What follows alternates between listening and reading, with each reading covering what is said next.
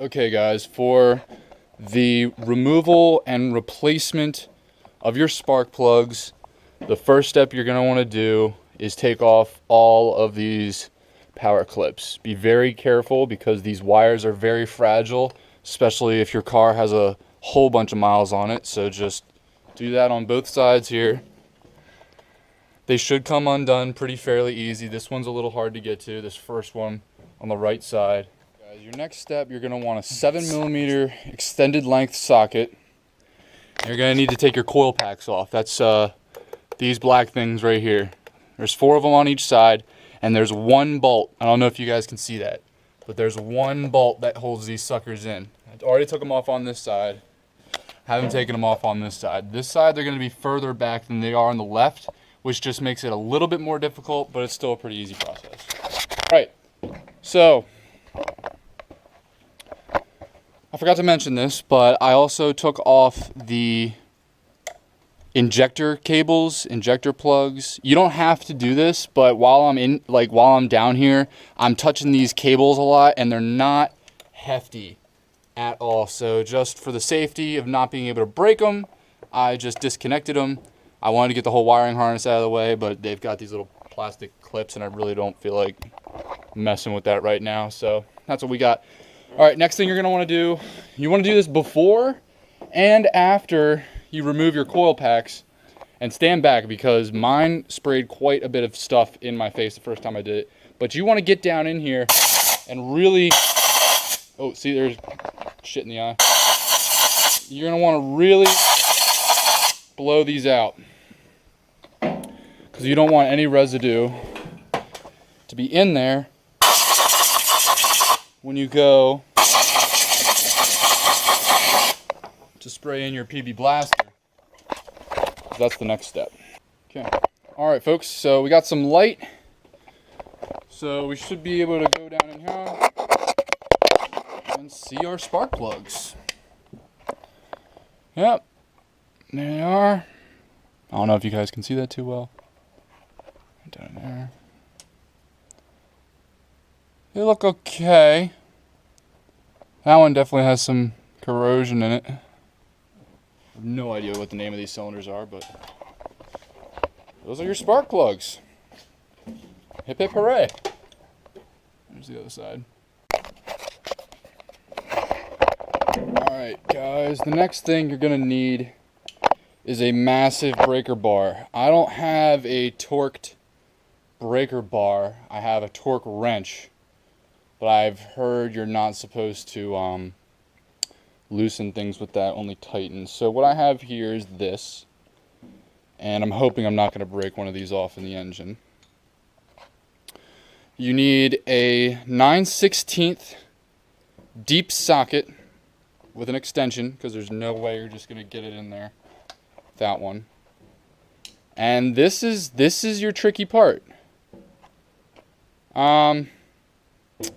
Actually, what I think I might do right now is spray the PB blaster in there, give it probably about 30 minutes, and then all you're going to do is take it 1/8 of the way off just to expose the threads. And then we're going to spray some more PB in there. But for right now, I think I'm just going to spray some in there. Alright, ladies and germs, we're back. I told you I was going to spray some PB blaster in there. I didn't. I went ahead and just put it on there and see how much it actually took to get these things moving. That is gross in there. That one's freaking filthy. But I was just at the shop earlier today because I thought I broke this thing. I thought I had to get the phasers replaced, which I might eventually, but it wasn't throwing engine code, so we won't worry about it for now. Let's hope this kind of helps that out too. He has done a lot of work on the F-150s, the 3 valves of the F-150s, and he said, I know all the other places say do it when your engine's cold and everything. He said, do not do it when the engine's cold. Everything likes to bind up a little bit more. Definitely do it when your engine's hot. So I'm replacing the oil while I wait for the PB blaster to take effect in here. So when I was, driving to go get the oil, the car was heating up. I just put it right in here and started doing this. And I got I got that 1/8 of a turn pretty easy on mine. I think it's a full 1/8. You want to just crank it until, what I did is I kind of used a bouncing method, like, put that back up there. I kind of would put the bar on there and I just kind of like tapped it like this, not like freaking, you know, gorillaing it, but I was just like giving it a little and backing it off. And what the guy at the shop said is you want to back it off a little bit, screw it back on, back it off more, screw it back on. And I'm going to use that same technique, but I also want to get some PB Blaster in here first because it honestly can't hurt. So I'm going to do that, and then I'm going to change the oil. So hopefully by the time I'm done changing the oil, the PB Blaster would have had enough time to take effect, and these things will come out real nice and easy. Cross your fingers. Okay, so we got our PB Blaster, and you want to spray it in there so that it comes up to where the nut is. It's kind of hard to see. So just kind of look for where it starts to foam. Yeah. People are like 2 ounces and stuff like that. I'm like, I don't know what the fuck that is. So I just squared some in there. You can see some bubbles.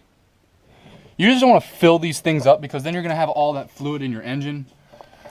Not that it's terrible. I mean, it'd probably break down a lot of the carbon in there. But I know it's not combustible. It's definitely flammable. It's just not combustible, so you don't want to be doing that too much. I sprayed some on the wires here. Another reason why you take these out of the way. Make sure you don't spray inside the wires or inside these electronics. That's just really bad news, guys. If that happens, just keep paper towels with you. You know, if you get any on your electronics, wipe it off real quick. It's not gonna chew through anything.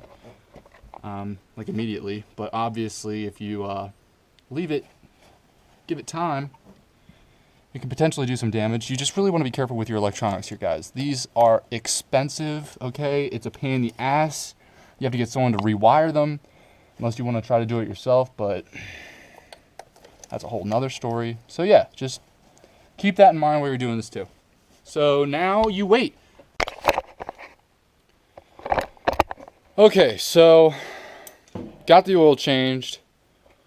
When I sprayed the PB Blaster in there, it was 6:45. It's now 8 o'clock, so that's just over an hour for this stuff to take effect. And I haven't tried it yet, so I can't film and do stuff at the same time. That's why you guys are getting everything in pieces, but I'm about to attempt to break these things loose. Alright guys, this one back here came out real nice. You can see all that schmutz on there. She wasn't bad at all. But what I really fear, and what I think I did, is I broke this one right here. Because see, if I go and put this on there, I can lefty-loosey it all I want. I've been doing this for a while now. I can lefty-loosey that thing all I want. Basically just free spinning. That one pulled right out. And this one, oh jeez. Yeah, I'm tugging on it and it's not coming out. So, pretty sure I broke that one. Be careful, guys. This really is no joke. That I can't even turn by hand. I don't know if I even loosened this one yet. No. Nope. So I'm going to blast it with some more PB. Hopefully that helps. But seriously, don't F around. If you hear like cricking, stop. Just stop. Because I thought that was just like, oh, the threads are tight. I couldn't have broken it that easy. And it was that easy. What bar am I using? I'm using a huge breaker bar. I broke it when it was like that, so the torque feels really light. Make sure you keep it short. Make sure you guys use a lot of feel, because this fucking sucks.